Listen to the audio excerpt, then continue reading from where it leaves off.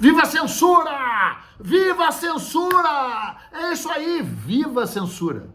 Não, calma, cara. Não pensa que eu estou dizendo viva a censura no sentido de exaltação à censura. Até porque eu não sou do tipo que confunde regulamentação da mídia, regulamentação das redes sociais, controle constitucional, repressão à fake news, à mentira, à golpista, com censura. Quando eu estou dizendo viva a censura, eu estou dizendo o seguinte, que eu só falo sobre censura com quem viveu a censura. E aí tu tem que saber de que lado que a pessoa que viveu a censura estava, porque eu sei de que lado eu estava, né? Claro que especificamente eu estou me referindo à censura durante aquele odioso, abjeto, deprimente regime militar que vigorou no Brasil de 1964, tendo endurecido em 67, endurecido mais ainda em 68, sendo horroroso até 77, 78, amenizando um pouco e acabando, indo para a lata de lixo da história, ó, e até os ventos, veja, ó, the winds of changing, blowing in the wind. The answer is blowing in the wind. E the answer é a seguinte, a resposta é a seguinte: só canalha apoia a censura. E o mais inacreditável é que esses canalhas, que ainda vicejam por aí, no Brasil e no mundo, sempre foram a favor da censura das artes, da censura da criação filosófica, ideológica, artística, a censura no cinema, a censura nos livros. E agora que eles dispõem dessas redes sociais imundas, que deram voz ao esgoto, aonde eles tinham sido enfiados depois de 1984 e que ressurgiram numa ressurgência assim, que nem a boca de lobo que solta todo o esgoto para fora, como soltou em Porto Alegre, né, durante a crise climática, a tragédia climática, que eles negam, né, porque além de tudo eles são negacionistas, né.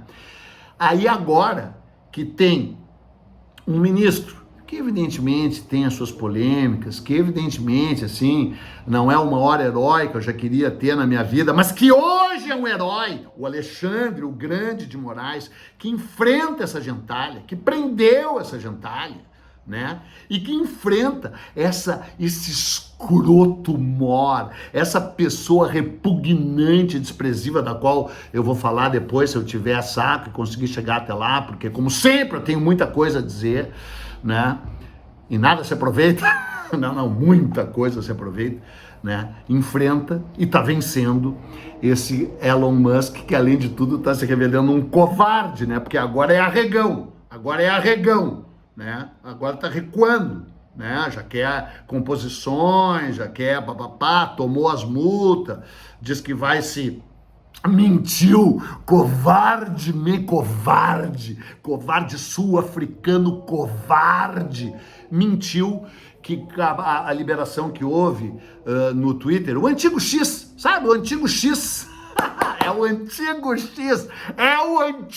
X, já nasceu antigo como X, e já nasceu desprezível, na minha opinião, como Twitter, né? Já falei várias vezes, 140 caracteres é ejaculação precoce, né, cara? Uma pessoa assim, com grande discernimento, que nem eu, precisa de 14 mil caracteres para falar sobre o vento, por exemplo, né? Para falar sobre o vento, né? O apartamento dos ventos uivantes, né? Eu acho esse tom aqui maravilhoso, né? Assim, apocalíptico, né? Porque, cara, tu sabe, né? Nós estamos vivendo uma porra meio apocalíptica, né?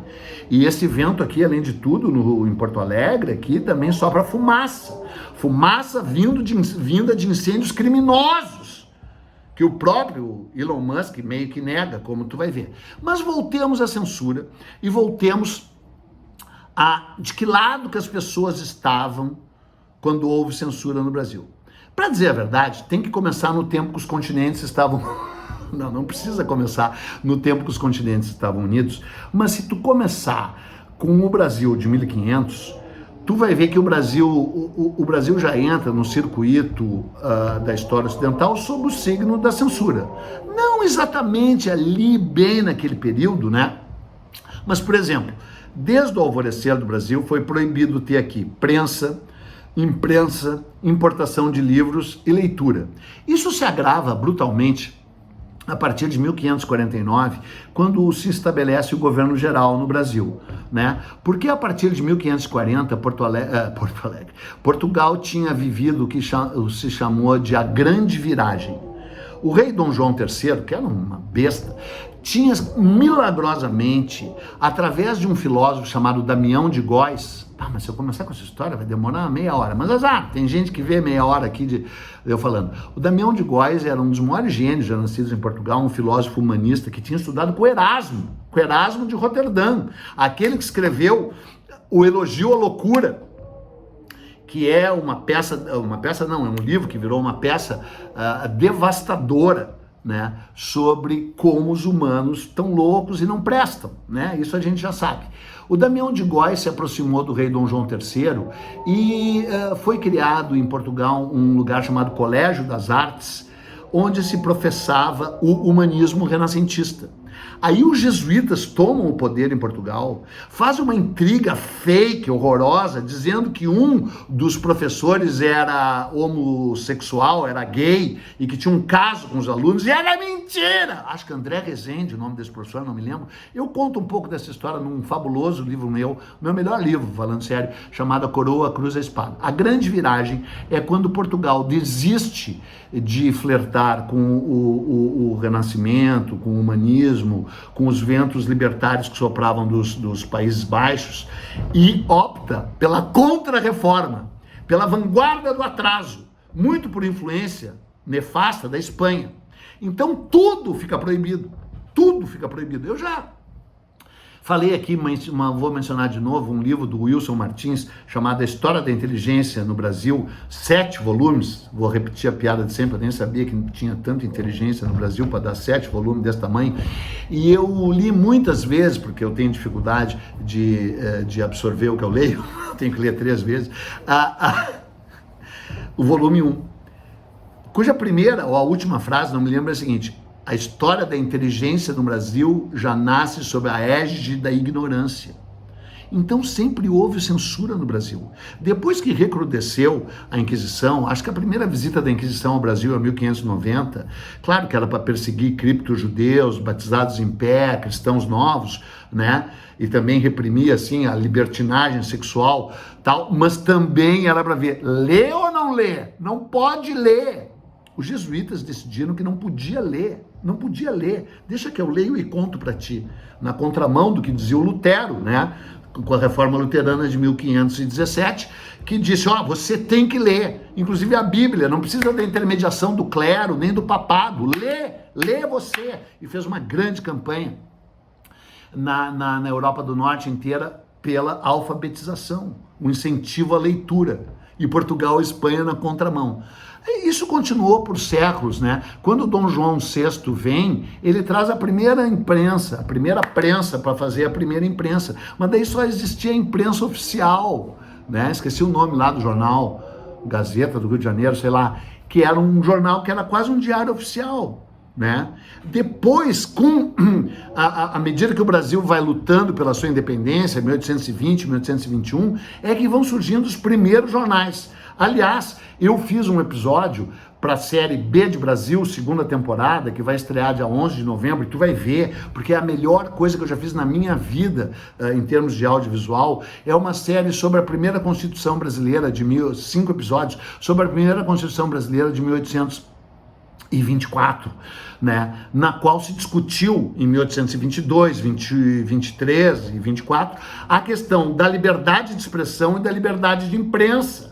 Um tema assim candente, né? E como havia muita fake news, como havia muita mentira, como havia muita calúnia, e a Constituição de 24 permitiu total liberdade de imprensa, e essa total liberdade de imprensa virou uma libertinagem, com essa gente imunda que hoje está nas redes sociais, propagando fake news, ofendendo as pessoas sem base factual, inventando notícias e calúnias, né? Essa questão foi sempre assim polêmica, difícil. O Dom Pedro I se envolveu muito nela. E isso ia resultar no assassinato de um jornalista, o Líbero Badaró, em 1830.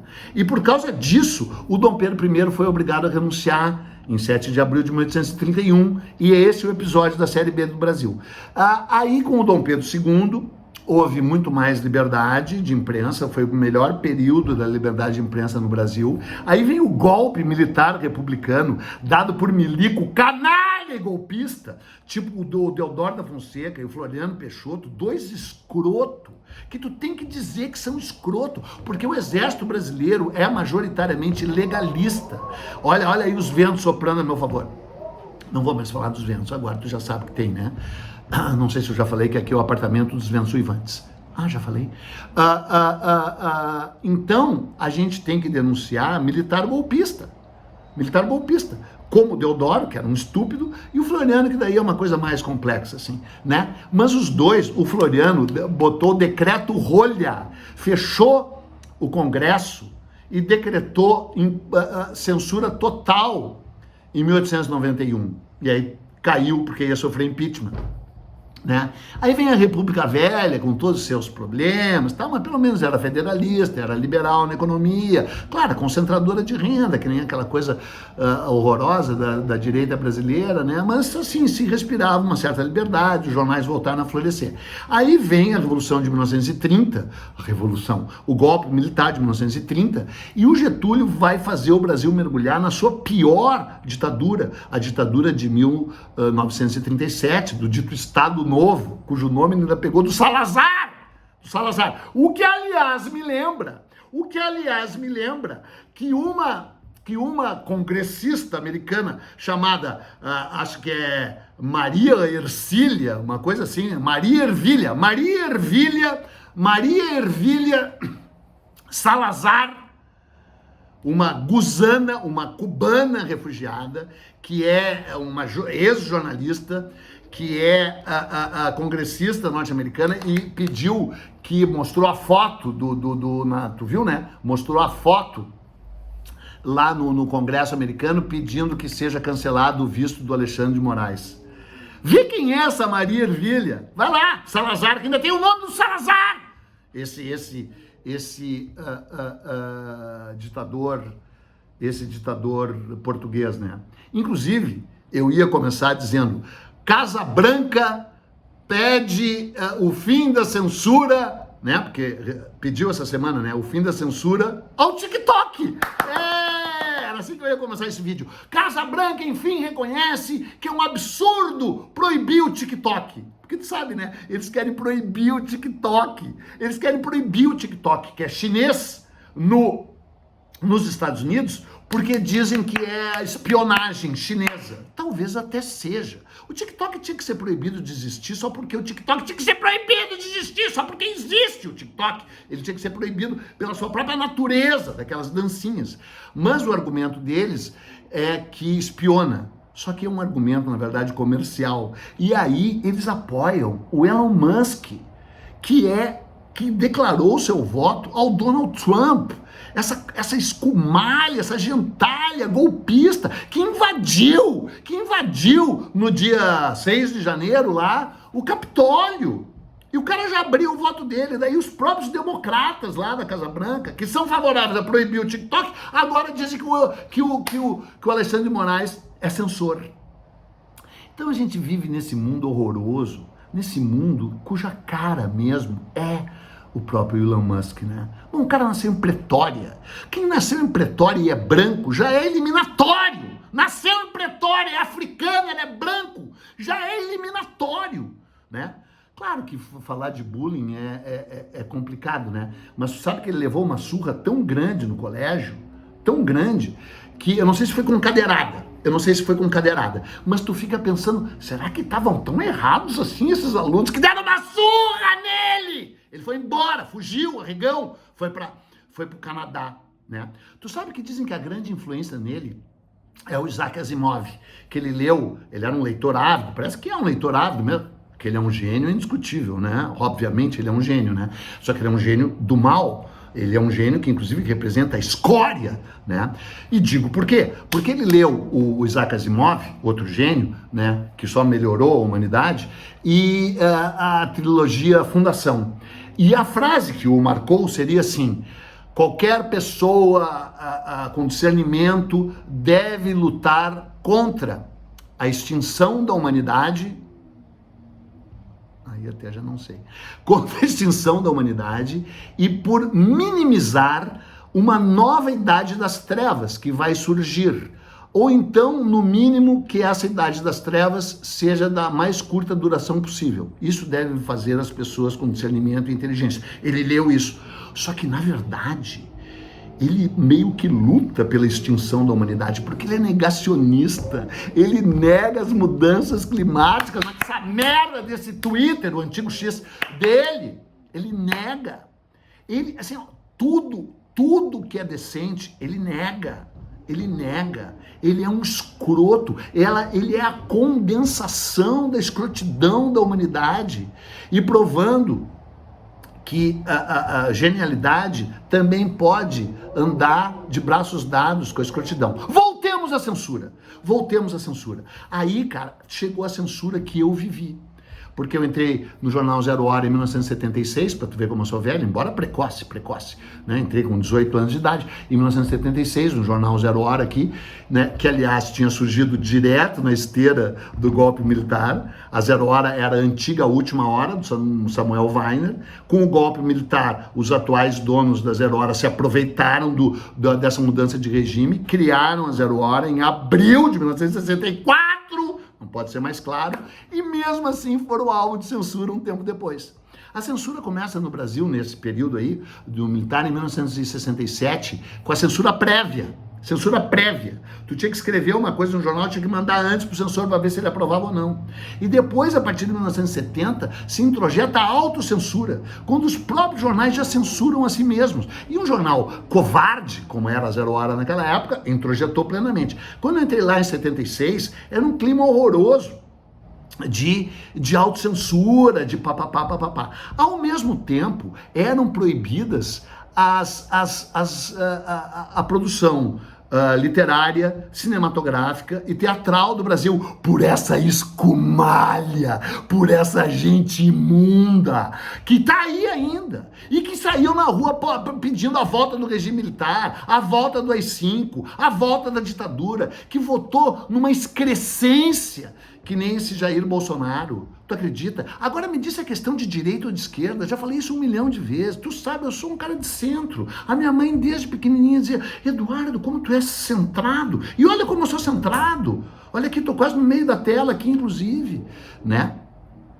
Então, cara, eles proibiram Érico Veríssimo, eles proibiram Jorge Amado, eles proibiram Darcy Ribeiro. Esse ainda vá, né? Assim, no sentido, porque ele era lá ligado ao regime anterior, né, cara? Olha tudo que eles fizeram, que eles proibiram, né? E quem foi um dos principais... Não, e tem mais coisa. Eles botaram bomba na editora e na livraria Civilização Brasileira, do Enio Silveira, que eu conheci, que publicava alguns dos melhores livros já publicados no Brasil. Aí veio aquele Armando Falcão, ministro da Justiça, um escroto, ainda bem que tá morto, enterrado. Inclusive, a gente deveria visitar a tumba dessa gente.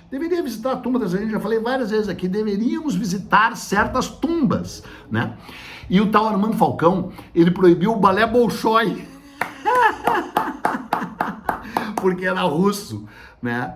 Aí ele proibiu o Henry Miller, aquele escritor americano, que ficou felicíssimo e disse: pô, graças a Deus eu ainda provoco um escândalo em algum país, república de banana de 5ª categoria. Eles proibiram o Kama Sutra, tu sabia? O Kama Sutra foi proibido no Brasil. Claro, eles nunca transaram na vida deles, né? Proibiram o Kama Sutra, proibiram Memórias de Alcova do Marquês de Sade. Isso, esse é Armando Falcão. Proibiu esses caras. E quem foi o principal alvo da censura e da proibição no Brasil naquela época? Tu sabe, o Chico Buarque. E o Márcio Pinheiro, meu colega aqui, gaúcho, jornalista, acaba de lançar pela LPM esse livro aqui, O que não tem censura nem nunca terá. a trajetória e a história de como o Chico Buarque acabaria virando Chico Buarque Prêmio Camões, né? Chico Buarque Prêmio Nobel junto com Bob Dylan. Essa não. Que eu tô sempre envolvido nessas histórias, né? Os caras assim, deram o Prêmio Nobel de Literatura para Bob Dylan e não deram para Chico Buarque. É que realmente não dá para comparar, né? Mas esse é outro assunto. Então, Chico Buarque é um gigante, né? Um gigante brasileiro, né? Mais que brasileiro. E esse livro é muito legal, da LPM, que compila todas as ações horrorosas e nefastas contra o Chico Buarque. Especialmente não, mas assim, com grande relevância ao fato de que o movimento anticomunista invadiu a peça Roda Viva, escrita pelo Chico Buarque, e eu acho que montada pelo Zé Celso Martinez Correia, aquele amigão do Silvio Santos, que aliás parece que morreu, né? Morreu o Silvio Santos? Não sei. O Silvio Santos viveu? E aí... Aqui, eu tô vendo daqui, ó, eu tô olhando daqui, ó, no Teatro Leopoldina, antigo Teatro Leopoldina, depois Teatro da OSPA, destruído, e hoje um prédio horroroso, que até tira um pouquinho da minha vista de rico aqui de cima, né, porque eu tô sempre por cima, né, cara, eu tô sempre por cima. E aí, cara, esses caras invadiram o teatro e espancaram os atores. E é essa mesma gentalha imunda, que agora diz que o Alexandre de Moraes é censor, porque eles querem ter o Twitter deles para espalhar fake news, para espalhar a notícia golpista, para negar a vacina, para negar a validade das eleições. E aí, de novo, tu vem me dizer que isso é uma questão de direita ou de esquerda, e que eu sou um esquerdista, e que eu sou um radical. Bom, radical eu sou mesmo, né? Porque tu sabe que radical é aquele que vai na raiz das coisas. E eu vou na raiz das coisas e tento compartilhar contigo a raiz das coisas. E o mais louco de ter saído esse livro do Chico Buarque agora, semana passada, faz um mês, né? Vai lá pegar esse livro aí, que depois o Márcio Pinheiro me dá um dinheirinho por fora, e o Ivan Piero Machado da LPM também, né? É que essa semana, agora é a polícia, vai prender eles, porque o lugar deles é na cadeia. Cara, é incrível esses caras virem falar de censura, porque na verdade eles sempre tiveram a favor da censura. Eles é que são a favor da censura. Nós somos contra fake news. Somos contra uma empresa que não tem representante legal no Brasil. Somos contra uma empresa que pertence a um escroto. Não sei se já falei se ele nasceu em Pretória. Quem é branco e nasceu em Pretória já é eliminatório. Tu já viu a cara dele? Tu já viu a cara desse Elon Musk? Tu já viu a relação dele com as mulheres? Como é que é?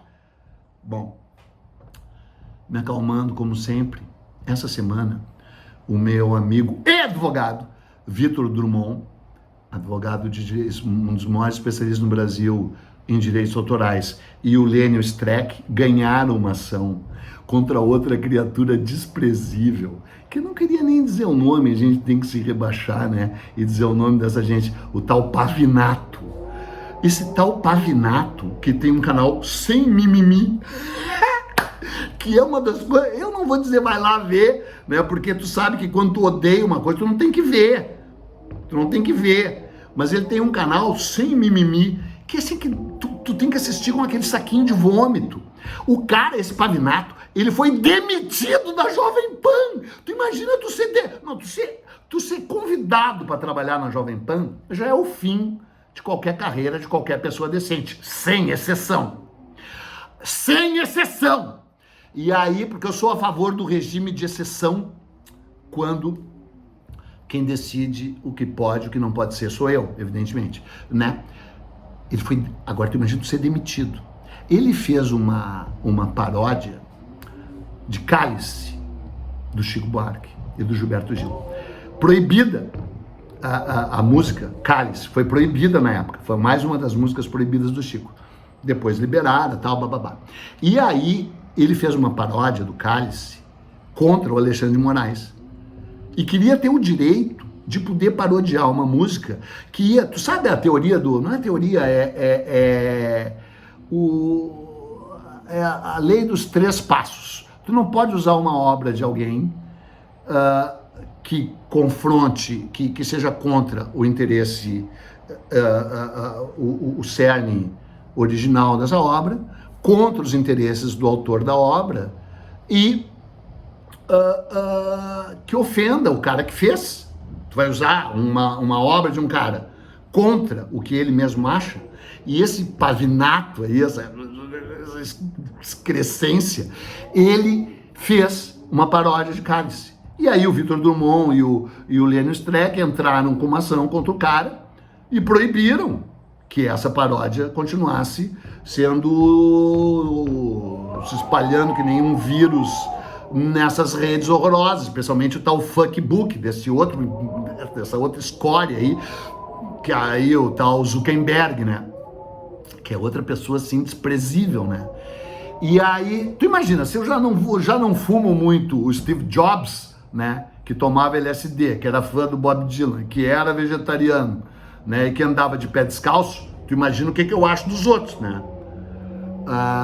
Se bem que agora eu já estou quase indo pro lado do Bill Gates, mas isso não interessa, já está dando meia hora.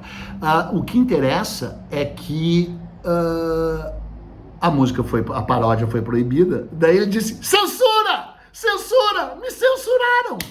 Tu acredita? Eu defendo a liberdade de expressão. Viu que tipo de liberdade de expressão esse cara defende nesse canal repugnante dele? Então, cara, o que eu ia te dizer nesse domingo? Eu ia te dizer, viva a censura! Viva a censura! Viva a censura no sentido da repressão à fake news, à mentira, à canalha, até não. O tal Elon Musk diz que o aquecimento global é uma invenção dos globalistas de esquerda.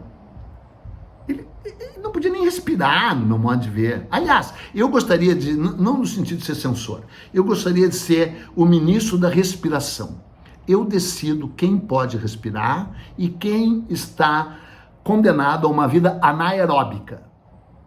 E se o cara se desenvolver como uma pessoa anaeróbica, ele pode continuar por aí. Se não, né? O que eu vou fazer? Cara, é demais, né? Eu fui daqueles hippie que achava que quando chegasse o ano 2000 ia vir a tal era de aquários, que o mundo ia melhorar, que não ia ter mais ventos uivantes, né? Que ia ser só uma brisa que sopraria as respostas. The answer, my friend, is blowing in the wind. And it's fucking nothing blowing in the wind. Né? Então, cara, quando tu ouvir um cara dizendo que o fato do antigo X não poder circular no Brasil porque não se adapta às regras constitucionais brasileiras, tu pergunta o que ele estava fazendo durante a invasão dos palcos, aqui mesmo no Teatro Leopoldina, durante a ditadura militar, na peça Roda Viva. Em que tipo de roda morta ele estava? O que ele acha do regime militar? O que ele acha do Kama Sutra ter sido proibido? Do Érico Veríssimo ter sido proibido? Tá? Só isso. Só pergunta isso para ele. Tá bom? E é o seguinte, para eles é cale-se, cale-se, cale-se. E no que dependesse de mim, ficariam calados forever. É isso aí. Um magnífico, um espetacular, um luminoso, um transcendente, um translúcido, um transsubstanciador domingo para você. Lembrando que domingo é o dia em que até o nosso Senhor descansou. E aí, descansando, deve ter pensado, puta, acho que fiz merda.